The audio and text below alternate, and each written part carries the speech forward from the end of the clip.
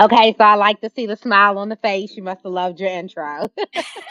Yes, I was so impressed with that. Thank you. Thank you. That's a piece that we want to share resources across the board.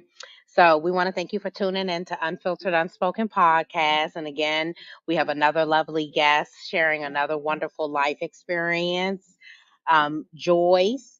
And we're going to bring Joyce up to introduce herself. And then, as you know, Sid is going to kick off the first question. Welcome, Joyce.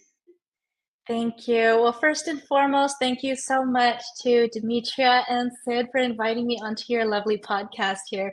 Thank you for allowing me to participate in your message.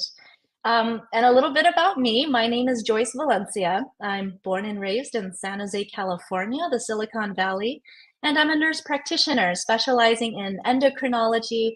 I'm also a Reiki practitioner from two different lineages and the author to the upcoming title, Play Large at Life, How to Turn Your Failure into Success. And through each of these unique roles, I pull different concepts that permit me to heal internally, specifically for body dysmorphia. Wonderful, wonderful. So we normally kind of come to the conclusion that people's life's work and where they ended up now is due in part to some things that they may have went through in the past. So what was life like with you growing up? What was your home structure like? And did you experience anything that you're fighting today? Did you experience any of that in your childhood? Definitely. What is very surprising, especially when it comes to trauma, we always think of the one traumatic event, that one episode, but actually there's always some kind of deep-seated underlying problem that happened all the way back to your childhood. And for me, that definitely is very much the case. I know I'm preaching to the choir right now. I'll start off by saying that I was born a 10-pound baby, right? And I think there's the correlation there, but I think I caused some physical trauma to my mama. Hopefully she forgives me by now, but I think that there's something to be said about big babies. They tend to grow up into big adults, and it may not necessarily be the case all the time. This is still a generalization after all.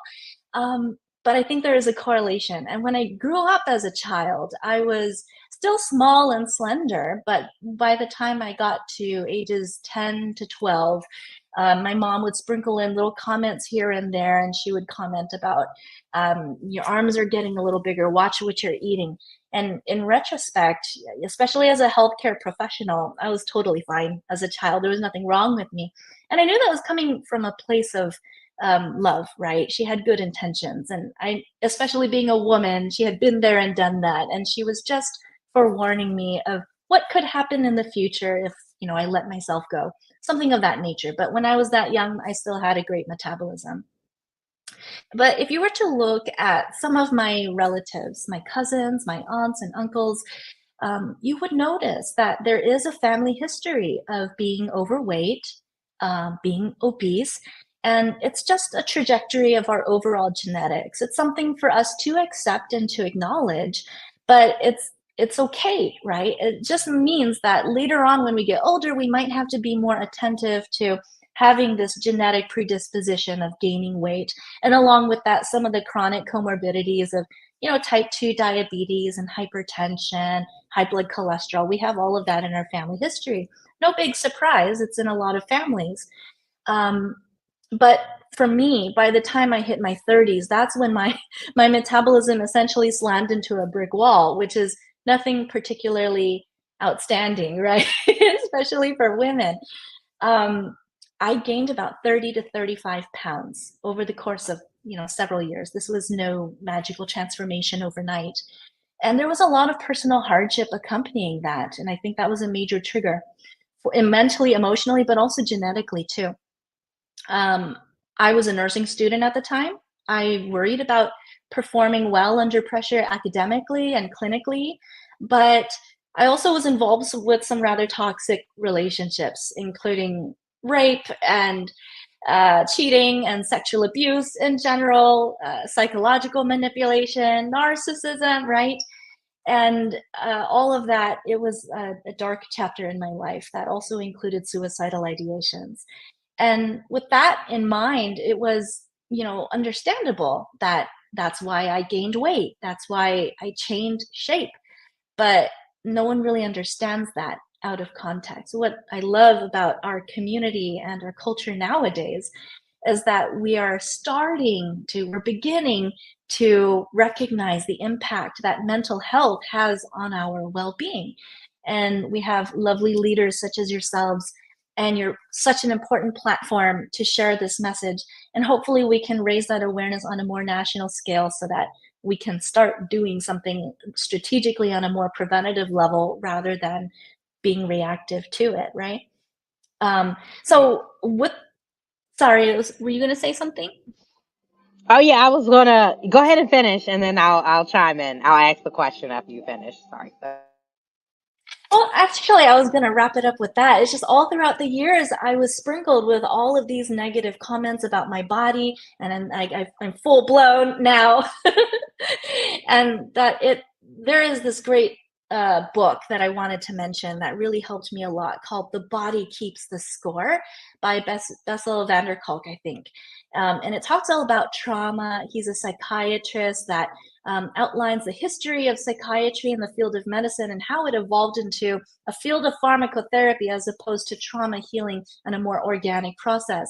And I really feel that every time those negative comments and even the positive comments came through, my body was keeping that score and it lost its resilience. It could no longer steel itself, and I gained that weight. And plus, I have this trauma that's so far out in the superficial layers of my well-being.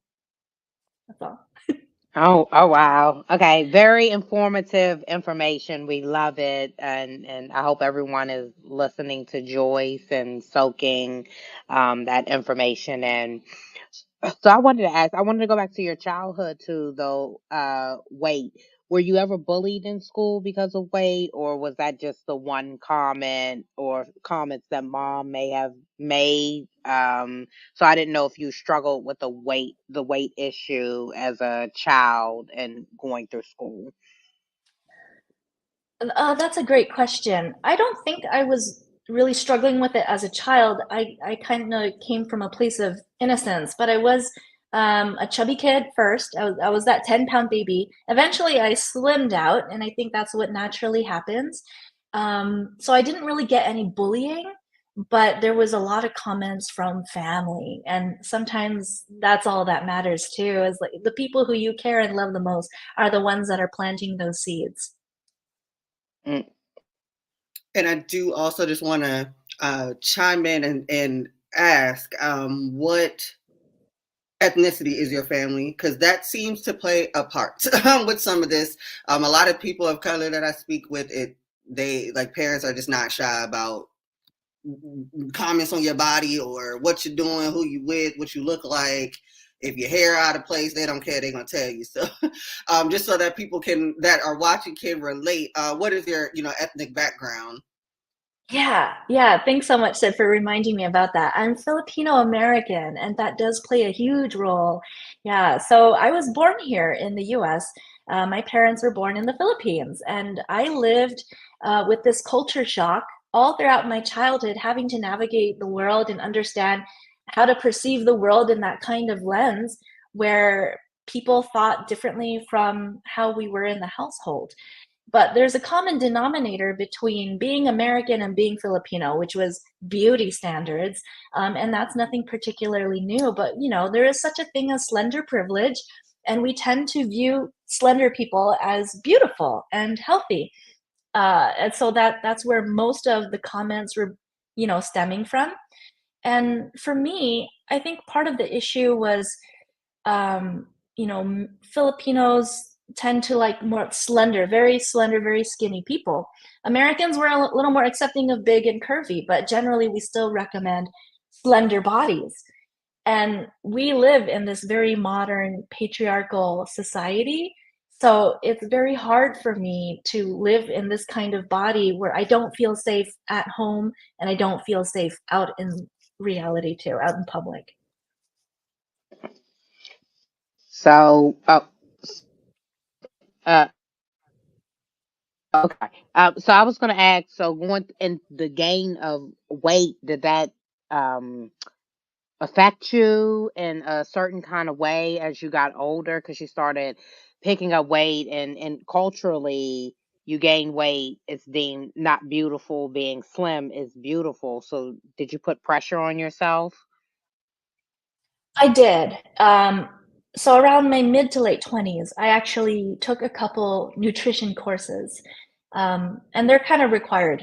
They're not a major part of education for healthcare professionals, at least for doctors and nurses. You take at least one class, but that's not enough to actually, say that you're a dietitian, right? But these classes, they were geared towards promoting education and counseling to my patients for weight loss. And I told myself I didn't deserve an A in the class unless I could implement that in my own personal life. At that time, I could lose 10 pounds, so why not? And that is exactly what I did. I successfully lost weight 4 times. Four times. What that means is I yo-yo dieted 4 times, right? And each time that I lost the weight, I received a wave of positive comments about my looks, my beauty. There was a sense of respect and authority that I had over people just based on my physical appearance. It had nothing to do with my intellect or my credentials or work experience. And each time that I gained the weight back, I not only gained the weight, but I gained a little bit more each time. How many of us can say that, that's exactly what happened? And with that, a wave of negative comments that further set the pace of just the body keeping the score each time being exposed to not only the negative comments, but the positive comments as well, that would condition you to think that being bigger is unhealthy, being bigger is undesirable or unsexy or ugly, something like that. Somewhere along the way, I managed to convince myself that I am ugly. I'm like the worst person ever to exist on the planet, the most unattractive person. It's so silly, but that's how it is when you're conditioned to think that way. It's total brainwashing. But I managed to convince myself, and this happened not too long ago, a few years ago. We were at the height of the pandemic. Everyone was sheltering in place, and not a lot of facilities were open. And my gym was open because they had outdoor facilities. So they had 2 swimming pools. They pulled out some of their weightlifting equipment and they put it out there so people could still attend the gym. And I like swimming. Swimming is my regular form of exercise, but I couldn't do it because you got to be in a swimsuit. And it's such a vulnerable feeling to be in a public gym and you can't even exercise properly because you're so self-conscious. But I had hyped myself up and I told myself, this year I'm going to change, I'm going to get better, and I'm going to lose that weight and get healthier, even though I'm still perfectly healthy the way I look right now. And there was a man in the pool, only one person. It was like a middle-aged Asian guy. And I ended up taking the lane next to him. Obviously, he was there already, so he finished his workout first. He got out of the pool, and then I finished eventually. And another thing that I did at the pool, and I talk about this with my husband, he's a big part of my healing journey. I wrap myself with my towel when I'm outside of the pool because I don't feel safe there. I feel like men are looking at me or I'm so ugly or something. But I felt so proud of myself. I swam 30 laps and I went out there and I made myself vulnerable and I decided to challenge myself again. I'm not gonna cover myself up with my towel. Who here is so worried about my physical appearance? No one but me. You just get over yourself. And so I use the towel exactly for its function, which is that I was drying my hair with the towel at the side of the pool. And then suddenly this woman in her 20s approaches me and she kind of has this stern tone to her voice. And she says, "Excuse me, do you know this man over here?" And this man is coming over to me too. And it's the same man in the pool. I said, "No, I don't know this guy." And she said, "Well, he says he knows you, and I caught him filming you with his cell phone on the other side of the pool." And she flashes me her cell phone, which has footage. It's a video of him recording me at the pool. And I was mortified. And the thing with Asian culture is that we stay quiet, right? We're trained to be obedient and quiet. And the nail that sticks up gets hammered down. It's that exact same stereotype. And every time this happens, it's happened to me when I was younger, where you're in just the grocery store and someone invades your personal bubble, and lo and behold, it's a guy, and he lightly brushes up against some private area, whether that's my bottom or like the side of my boob tissue. And it's so invasive, and I feel violated. But all I do, because most women do this, I feel, in my culture, we just hold our breaths and we just wait for that moment to pass by, and we do nothing. And I am mortified. Like, my American mindset is like mortified at how immature is that I can't fight and stand up for myself. So I've been trying. It's a very slow process, but I do all of that. And this woman, 20 years old, Gen Z or something like that, tries to prompt me to publicly shame this man at the pool. And it's the first time I've ever stood up for myself, and it's because one person tag teamed me into it. And eventually I asked her to bring her cell phone to the front desk. It was a man behind the front desk who was the general manager. And he said, this footage is inappropriate because there is no filming allowed in our premises. And the man's footage is not appropriate either. So we cannot accept any of that information for your case. Like, what is that supposed to be? Meanwhile, this is the front desk. The man is trying to escape, and he's walking through the front doors. I was like, well, are you going to do anything about it? And he said, oh, is it that man that's passing through the front door right now? Or, the one that's in the parking lot? Oh, he's halfway across, he's outside already. I can't walk out there. That's too far.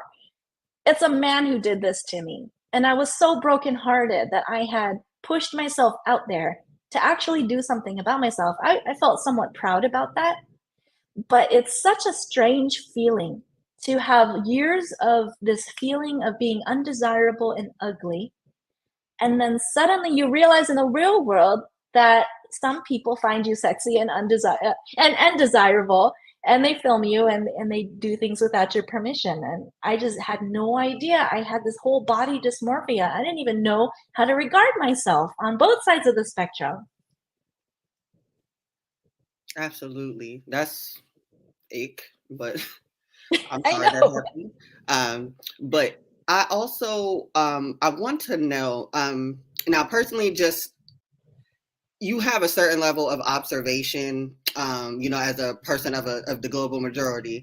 You're able to kind of just peep the scene on things. And there's a lot of things that I felt like I knew, but when talking to the Asian community, there is a particular almost hierarchy that y'all have within your own culture.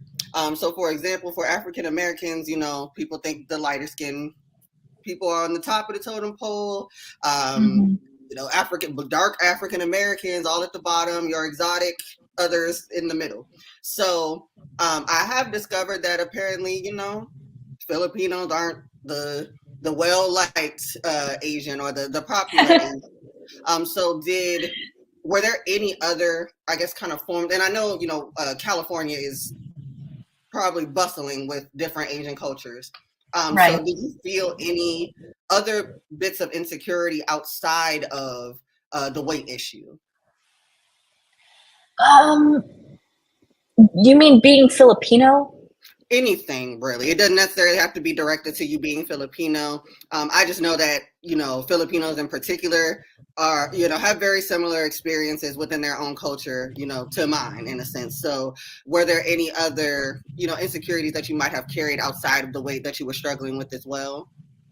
Yeah, I think just male versus female is a thing. And I think that's quite rampant in any culture almost. But there's less respect and authority that a woman has in general, especially if you think about like pay rates, for instance, and salaries.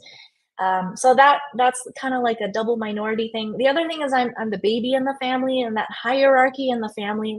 I got two siblings, right? One older brother and one sister, and I'm on the bottom of the ladder, and I get treated differently for that. So all of that combined with the weight gain comments, it really stacks up on you. And we also have a skin color thing too, probably for the same racist reasons. Filipinos in general, if you look at the tribal Filipinos that are usually up in the mountains, they're actually black. And they even have the black hair that's so beautiful, in my opinion. But it's such a unique culture that is kind of separated. They're isolated from the rest of Filipino culture. And you go over there, we call them mestizo. So it's just everyone is mixed. We were conquered by Spain, and then Chinese people came in there, and then Korean people came in there. So we mixed, and now we're a little lighter brown. And in general, when it comes to Filipino celebrities, they like white skin as much as possible. Bleaching products for like skincare products is very popular in the Philippines. And that's a sign that you have like a very well respected job. Generally, you're treated better if you're whiter in color. And the more brown or dark you are, they think that you work in the rice fields, for instance. So all of that plays a role. Oh wow, that's deep. That's deep. I'm gonna shift a little bit, because I want to come into your childhood, because that seems like that was more of where the traumas landed at. Um, you mentioned going through toxic relationships. Can you tell us a little bit about that? Because you mentioned rape, abuse, and suicide and body shaming.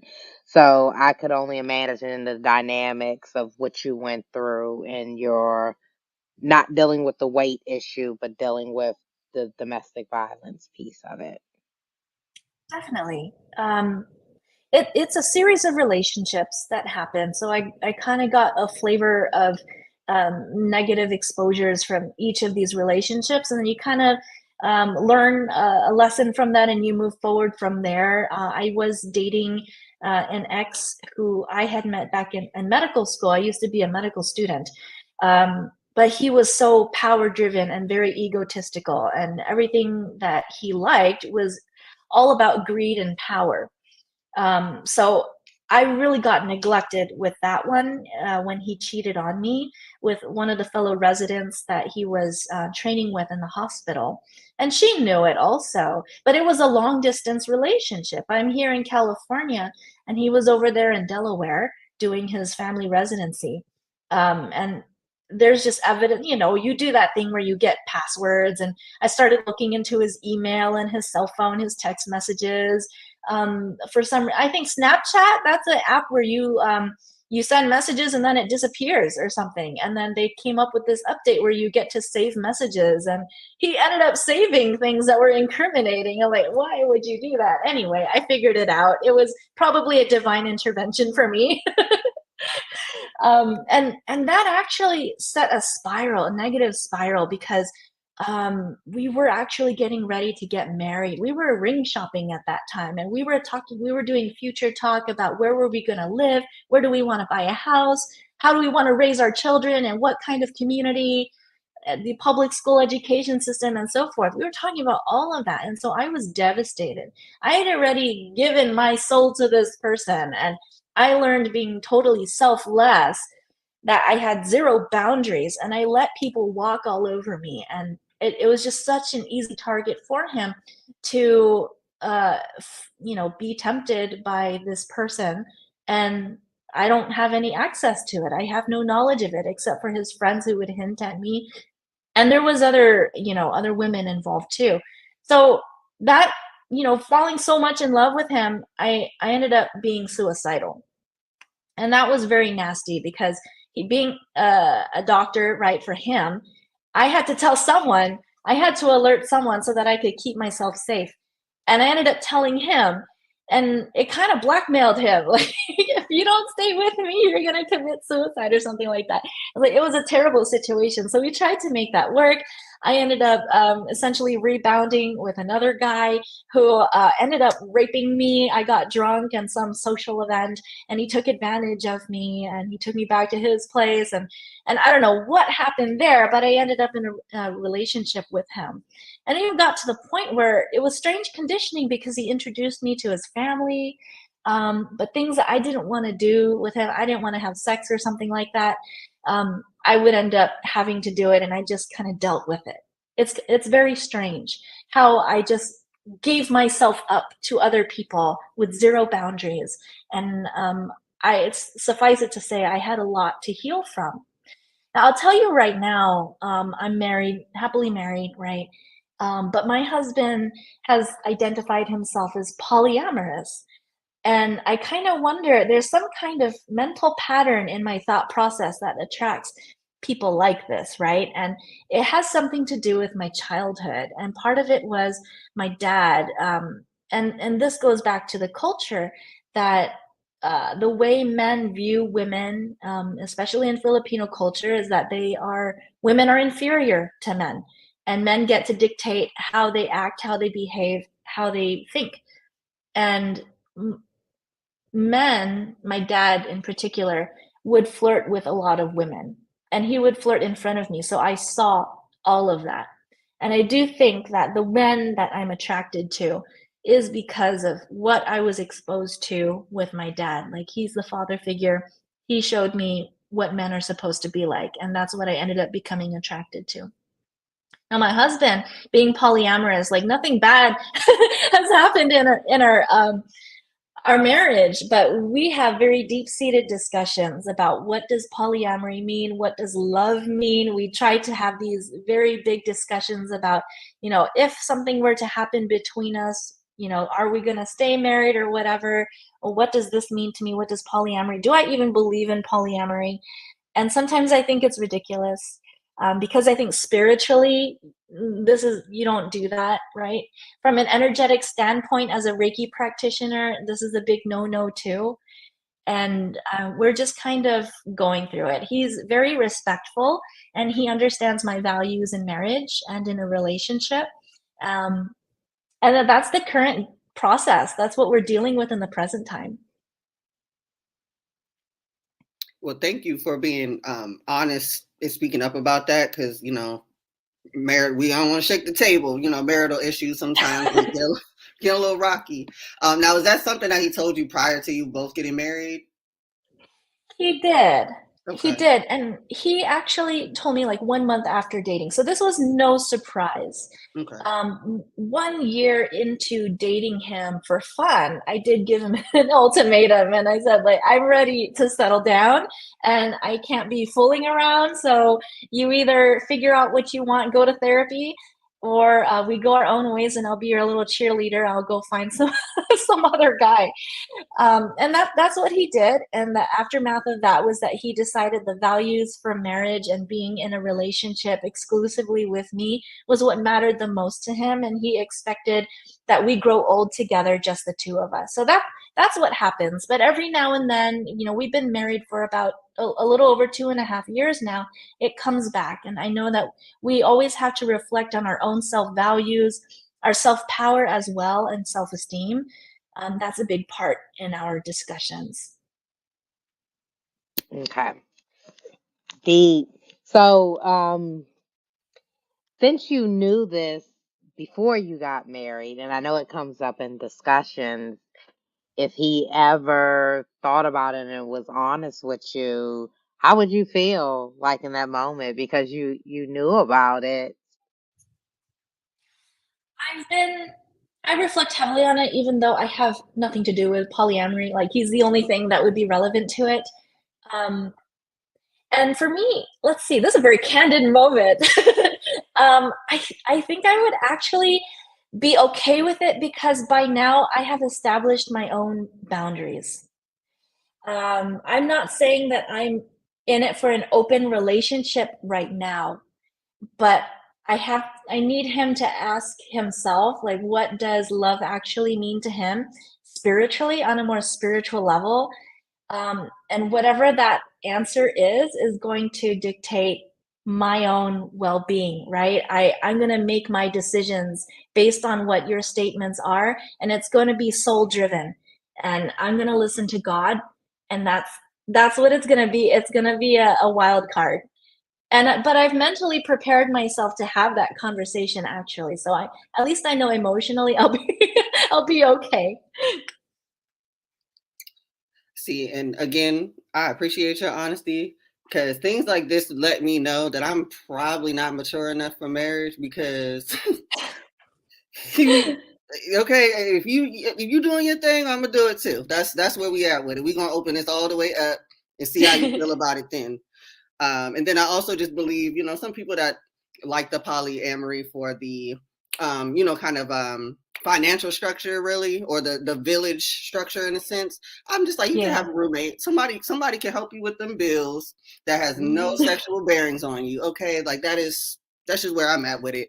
But you're very mature about the Yeah, situation, and I do appreciate y'all. You open it up about that, because it's just gives me perspective on things, and I could probably be a little bit more understanding if somebody, if I was involved with something like that, but I probably wouldn't be here. And then all I heard is you want to see other people, and I will be seeing yeah. you. Right.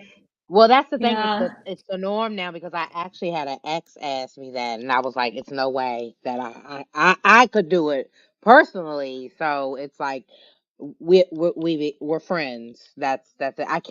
I can't go there. So I respect your honesty, and to be honest, a lot of relationships accept that on the man and the woman side of it, Mm. because it's like he's being honest about seeing other people. So it's like he's not really cheating because he's being honest. So it's like, would you rather Yeah. him to cheat, or would you rather to allow him? Because what I've noticed is most people cheat a lot, a lot of people. So it's like that Yeah. honesty piece is the beautiful piece of it. Yeah. There's a very fine line with cheating there, isn't there? Mhm. I just appreciate the fact that I know most people that are into multiples and things like that and open relationships, the people that are really like participants, they are very honest about what they're doing, or as far as with their partners, it's a very open line of communication. Somebody that's really into that Yes. lifestyle. So I do appreciate at least he letting you know what it is, and then you deciding what you want to do with that, rather than just throwing you into being some sister wives with somebody, or you know what I mean, like you Yeah. just all willy nilly without you knowing, or you thinking we're monogamous and we're not. So I Right. do appreciate the honesty of it all for sure. Now, I guess what would I don't know what I guess what would need to happen, or what would change your mind about maybe opening up the relationship, or kind of being part of the deal here and doing your not doing your own thing, but doing your own thing.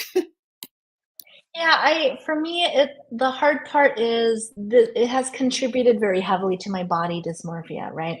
I'm not done healing, just as a disclaimer. And I anticipate, trauma healing, it takes forever. It doesn't mean to say that you can't heal from your trauma, but if someone says they're done healing their traumas, I'm very cautious of that person. I mean, you guys know that already, I'm sure. But to me, I feel like trauma healing, it's like you go in and they're like thin layers of that trauma, different nuances and facets, and you lift one thin layer of that. You acknowledge it, you observe it, and you heal it. Then you go back into that internal healing. You lift off another layer and you heal that. You keep on lifting those layers until there's no more layers to lift, and then you can say that you've healed your trauma.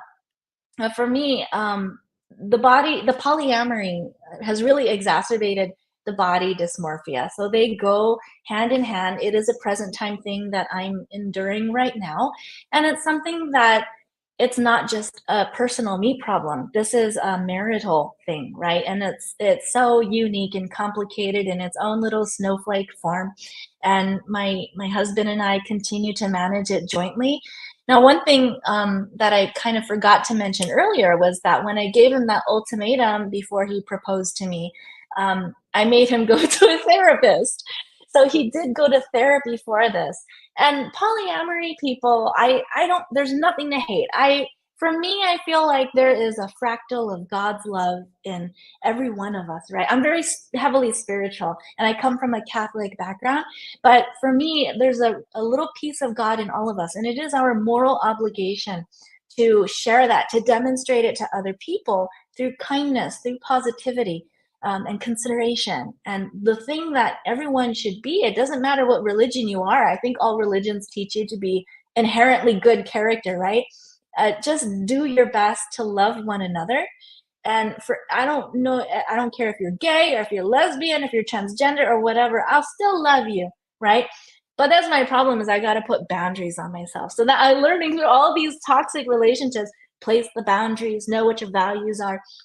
And the same thing with polyamorous people. Now, when they did therapy, they gave him a book. It was very informative. It was like a school textbook for psychology students or something. He went out and he bought it, which he liked, and then he gave it to me. And it kind of lifted a lot of anxiety and fear that I had around polyamory. Because I thought, he's just going to go around sleeping with other women and it's all physical. And then I'm going to get STIs. Like, all the wildest imagination runs free with anxiety. And this book was so informative because, Sid, just like how you mentioned, there are very strict rules of open communication between the couple, right? Between the two. And there needs to be set boundary lines, apparently rules for the other people coming in or for the one person coming in, and everyone needs to be on the same page. That way it's not cheating and people have informed consent.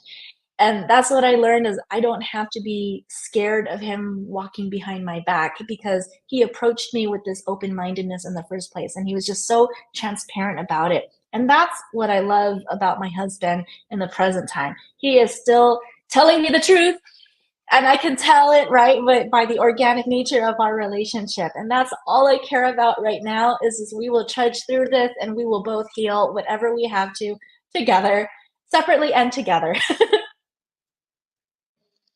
I love it. I love it. Okay, so I'm gonna skip past. I'm gonna skip past that. I think I don't want to put your husband out there too bad. It's too many with the message. I'm like, Right. oh God. um, can you tell? I don't want. I want to. If I say this wrong, correct me. Body dysmorphia, is that how you say it? Body dysmorphia. Dysmorphia. Okay. Can you explain to the audience what that is?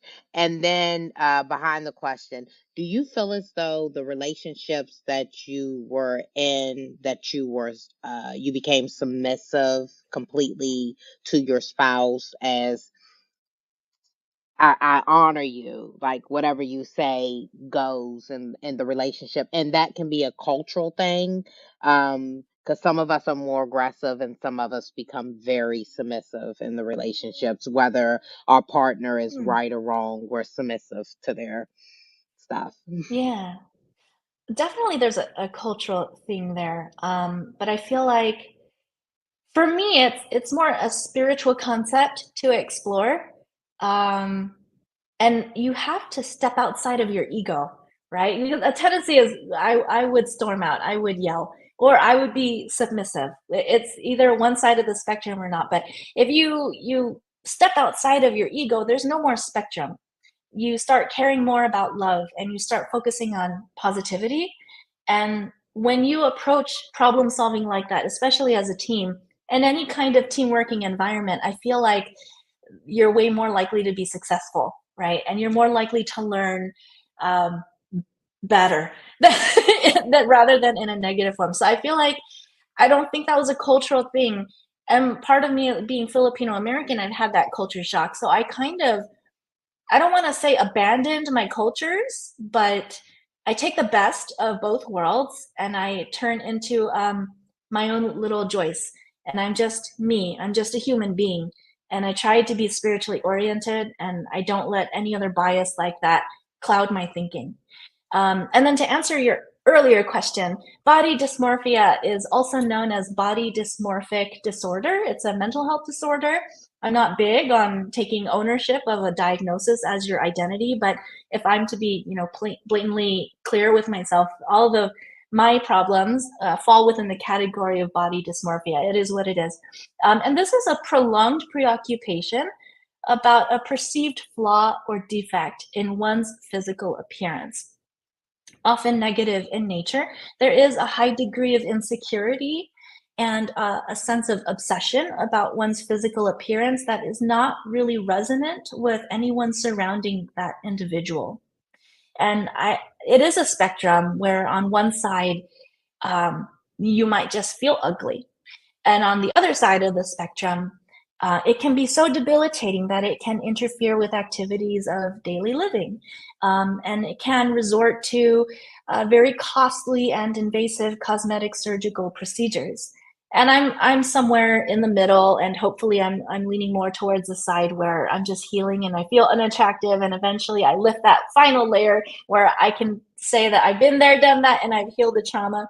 I'm definitely not on the far end of the spectrum, but it is very debilitating for me because it affects the way I carry myself in the work environment. And it affects my psychosocial interactions with other people, how I get along with others. And it triggers me. I'll go shopping and I get triggered by the size, like small, medium, and large sizes on the clothing racks. Like that will trigger me.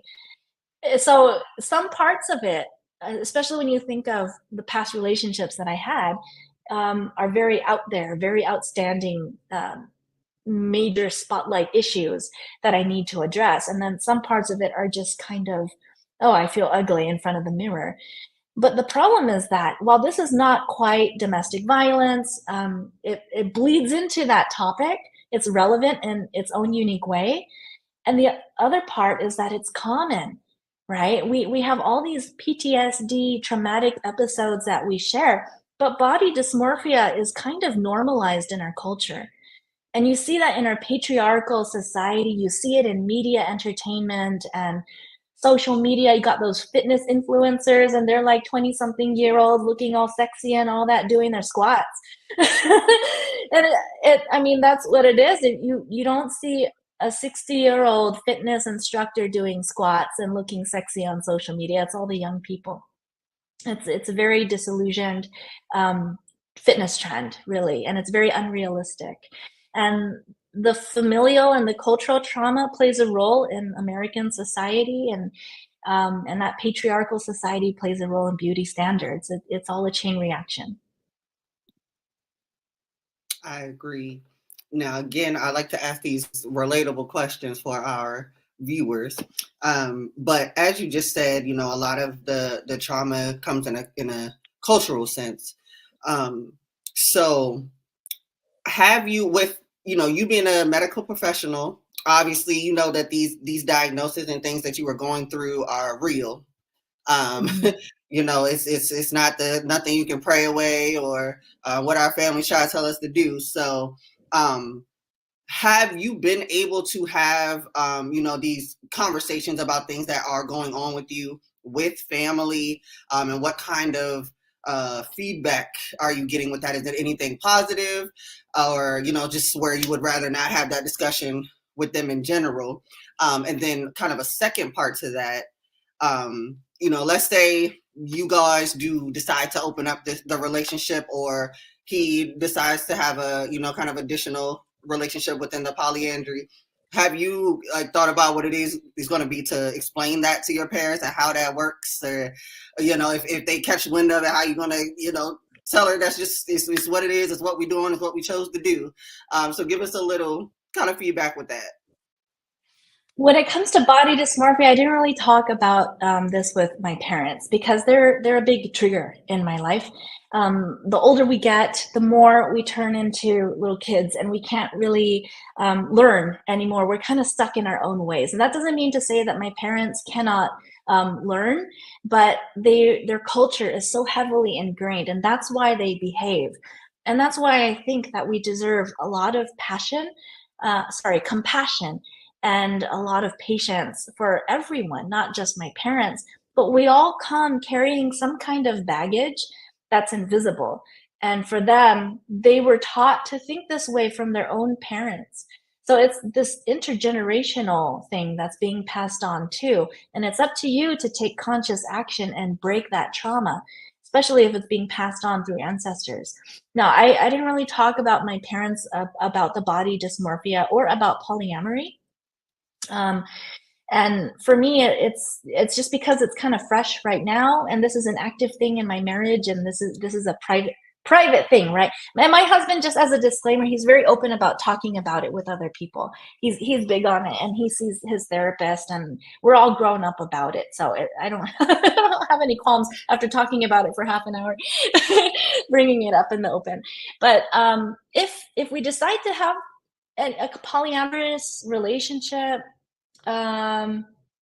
I almost feel like it's none of my parents' business, right? Because that's between me and him, and that's our loving relationship. I'm assuming if we move forward with it, it's still a loving relationship.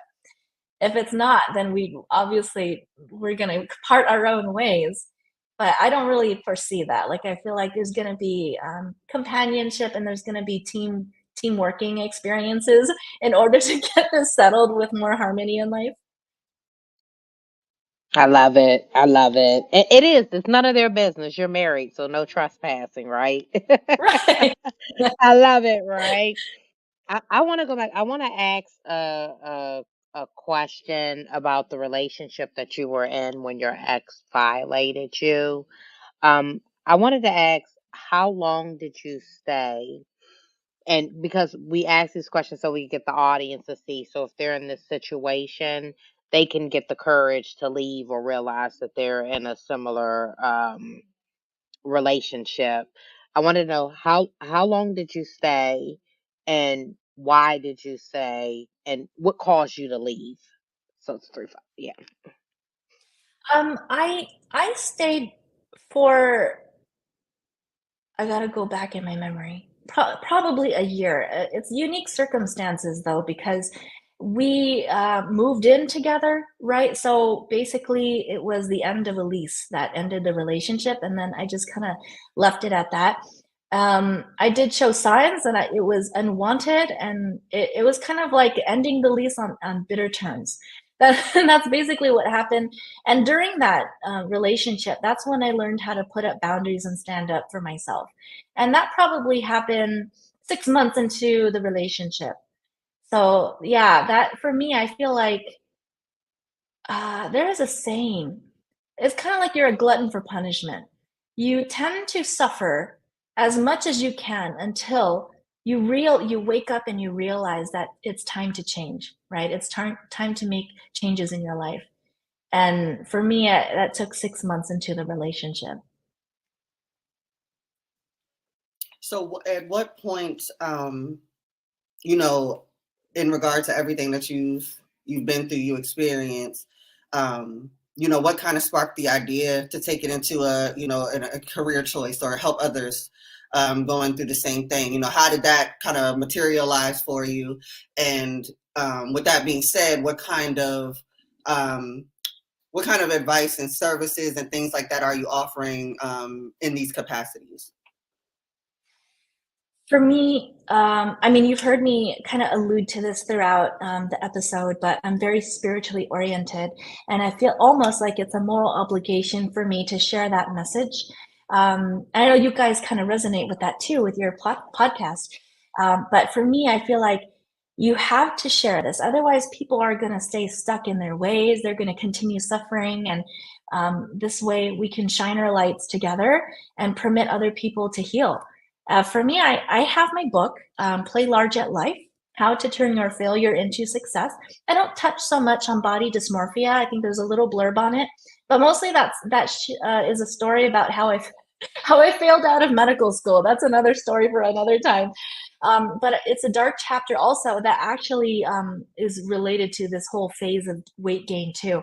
And the following chapters, I pluck out pearls of wisdom of personal and spiritual development that the readers can apply to their own personal hardships in life. And it's very spiritually driven. For me, I feel like um, if I could coach people or to give some kind of guidance into spirituality, it can offer more resilience and empower you to have greater self-confidence in your life and to heal your traumas. And that it takes time. It's a journey for everyone, but to have someone along with the way, right? Giving you, words of wisdom and encouraging you along the way and knowing that you're not alone. I feel like trauma is a very isolating experience and people feel like they're the only one suffering, and that's not true. And I feel like that's what I want to do. Share my message with other people, tell them that I've been there and done that and still doing it, right? And share that vulnerability so that people feel like it's okay to be vulnerable so they can start to heal. Awesome. I love it. I want to ask really quick, on the suicidal piece of it, because I've been in that place of it, and I know we touched it a little bit. Did you did you just talk about the suicide, or did you attempt the suicide? And if you attempted the suicide, can you just give like a brief of the situation that you were put in, and then can you give the audience advice? Well, not advice on just something if they're feeling like that, something that can just help them, give them a word of encouragement. Yeah, I think I attempted. It's a little confusing the way that it was. You know, when you have major depression, it truly is a cognitive impairment. You are no longer yourself. You're not in your right mind. And it's almost like another person has taken over and has started to spout toxicities about committing suicide. And that had gone on for a little while until I finally reached that peak where I had managed to convince myself ending my life would be better, right? And it would make everyone else like better without my existence. It's such a phenomenon to be so delusional in this kind of stuff. And I remember one night I was studying, I was still in nursing school, and I just kind of stopped. It was 10 p.m. and I fell into this trance where I picked up my keys and I started going to my car. At that time, I was living in San Diego, and you know they got all these beaches and stuff like that. And there is a cliffside there, and there's no lights. And I happened to go there because I visited it frequently because I would climb up and down this cliffside. There's a staircase there, and I would use that for exercise. And I decided to go there at night, and that's how I would end myself. So I picked up my keys, I went downstairs, and it's almost like I was in a zombie trance. I started getting into my car, but then I feel like this is God's message to me. I actually felt like I was stopped, and then the next steps were being envisioned in my head. And then all of a sudden, I snapped out of it. This cliffside was only 5 miles away from me. I wasn't very far from committing suicide. But instead of getting in my car, I went back into my room and I had this amazing experience where I dropped my keys and I fell to the floor and I was on my knees and I told myself, God, I surrender. Like, just tell me what to do, but I will no longer put up a front. Just let me live my life. And I knew, like, in my head, there's like a real version of me trying to dissuade myself from killing myself off. And it's telling me, like, people need to hear you. Like, you're not done with your life. You have this major contract with God that you need to fulfill. And you need to share that with other people. You need to help your patients. And that's the only thing. It got easier after that. I went to therapy. That's the one thing I would recommend for anyone with suicidal ideations. Go to therapy, and they're like, it's like a best friend that you're renting for an hour. It's extremely helpful. You do have to be in the market for the one that vibes well with you, though. Absolutely. Wonderful, wonderful words of wisdom. So we have come to our point, almost at our hour, but we'd like to take this time, or what we call shameless plug. So you do see your banner scrolling across the bottom here. This is where you can let our viewers know how they can contact you, how they can utilize your services, anything that you have going on that you'd like to draw traffic to, sales, books, anything. You have the stage. Thank you very much, by the way, for having me here. So right now, my greatest new thing is my book, Play Large at Life, How to Turn Your Failure into Success. It's going to launch on Amazon soon. You can go to my website, playlargeatlife.com, to pre-order your copy, maybe a copy or two for the holiday season, who knows? And there's a field on the bottom of the website where you can contact me. That's the best way. I also offer Reiki services. There's a Japanese form of energy healing, which can help heal mental and emotional blockages as well. And once again, thank you to Demetria and Sid for inviting me onto such an important podcast. Thank you so much for having me here.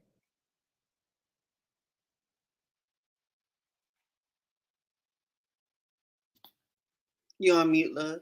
You on mute. Look, I thought I unmuted myself. Thank you, Sid. It's an honor to have you, and we want to thank you for sharing your testimony. Before we close out, I just want you, can you give the audience, because you're still going through your healing journey, but just maybe one or two things that helped you start this journey? Honestly, it is the fact that there is a little bit of God's spirit within us, right? I'm not trying to, talk about Catholicism or Christianity or anything of that, but there's a little spark in every one of us. And if you make the conscious decision to listen to it, listen to your body, it sends you messages.